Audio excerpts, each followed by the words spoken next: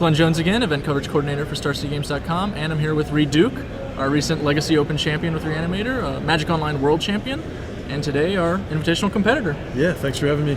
Yeah, we're going to do a deck tech on your Grixis deck. Grixis is an archetype Reid's loved for quite some time. You write about it a lot. Yep.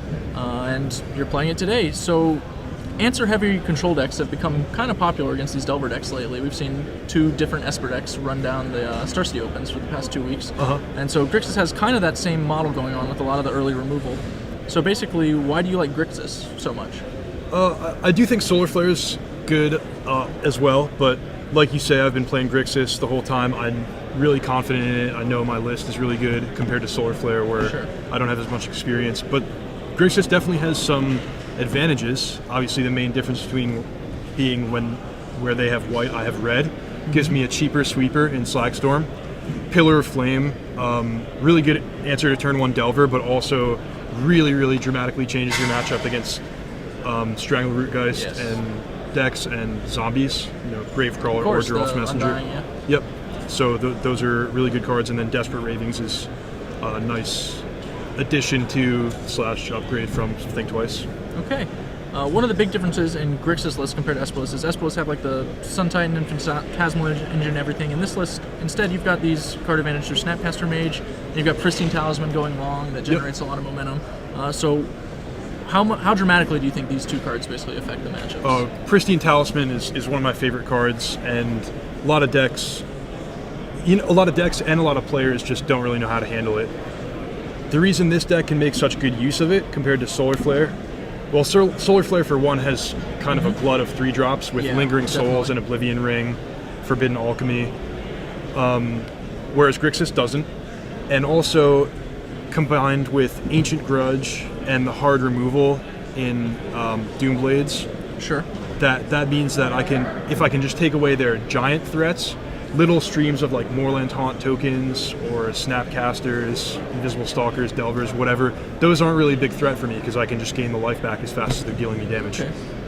You've got a lot of splits on removal in this deck. I'm just going to run down some of it real quick. We've got like Ratchet Bomb, Slagstorm, Black Sun Zenith, Curse, Ancient Grudge, Doomblade, Go for the Throat, Pillar of Flame. I don't think I missed one. We've got a Geist Flame in the sideboard. Yep.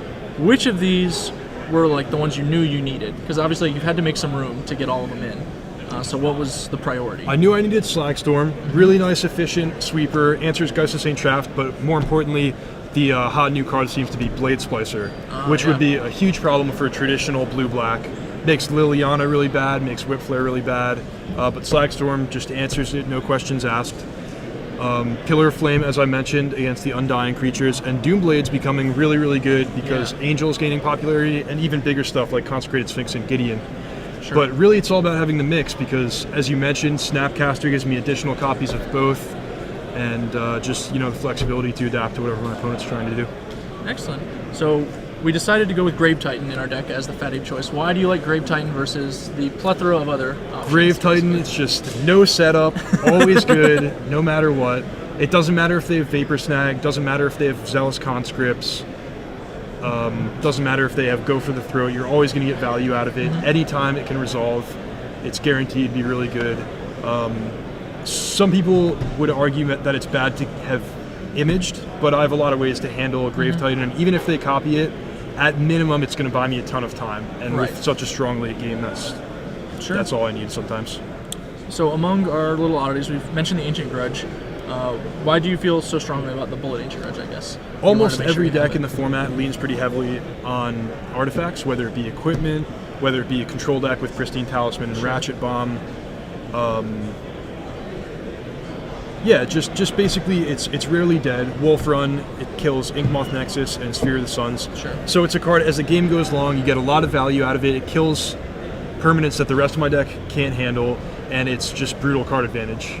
You know, if you draw one, that means you kill their artifact, and you're preemptively answering the next one when they draw. Sure. Our sideboard has pretty standard options, I think, for most of the control decks. We've got the additional Ancient Grudge, little Ray of Revelation to get the other side. Mentioned the Geist Flame. The interesting card, for me at least, is Fettergeist, who's chilling over here as a 3/4 threat for 3. Yeah, I feel that was a major breakthrough in this deck. For one thing, against Red-Green Beatdown, they've got flash creatures, undying creatures, haste creatures. All these things make my sorcery speed sweepers, you know, not Significantly quite good less enough. effective, yeah. But Fettergeist is like a blocker, you know, trumps pretty much anything in their deck. It's really good with Slagstorm because I play the Fettergeist. Suddenly they need multiple creatures before they can attack me. Then I can Slagstorm, wipe their board, and keep my Fettergeist. Beyond that, I'm going to pretty much be bringing in Fettergeist against every deck after sideboard. Delver, it's like there's no way they're going to keep in Dismember against me. They'll probably trim their Vapor Snags. And even if they Vapor Snag, it's only a 3-mana Yeah, creature. exactly. I'm It not goes set down back to that far. And it beats up on Blade Splicer and Geist, and it at least negates an Angel, Restoration Angel. So yeah, really happy with it. All right, well, looks good. That's the deck, ladies and gentlemen. Good luck to Reid when he comes off his buys. He'll be fighting in the Invitational. Thanks a lot. Thanks for coming.